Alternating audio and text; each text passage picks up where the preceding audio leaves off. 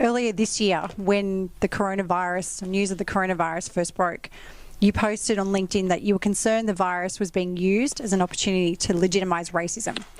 And you got quite a big reaction, and the Sydney Morning Herald even wrote an article. Was there a particular incident that sparked that post? And now that we're a few months later and the virus is way more serious, do you think that things are the same, or do you see things potentially getting worse? Yeah, so I guess diversity and inclusion is something that we've been thinking about for a while at Airtasker. I would definitely say that we're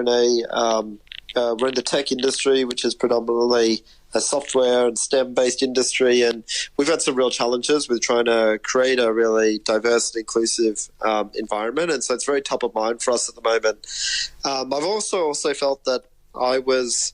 I would definitely acknowledge the privilege that I've had during my life in terms of, having a good education, being born in Australia, and I've just had a lot of opportunity during my life, and so I guess when this coronavirus issue started, it became quite triggering for me that when I just mentioned that I thought that there'd been some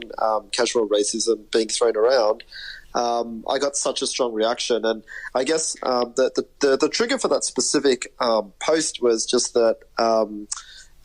we had gone to the beach that day, and we'd actually heard some just straight out pretty direct racism thrown our way in relation to the fact that I've got an Asian background, I look Chinese, and the coronavirus had just started then.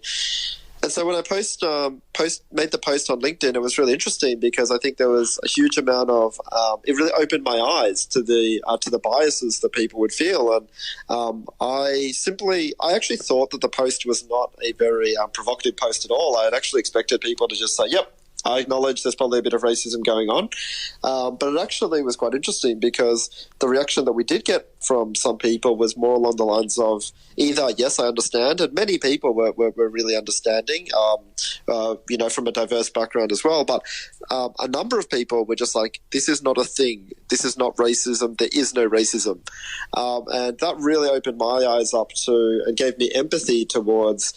for example, when there are women, who call out some biases or who call out unfair treatment, and men just say, "Nah, it's not a thing. We're a meritocracy. We've got this under control." And I think it really opened my eyes up to that massive problem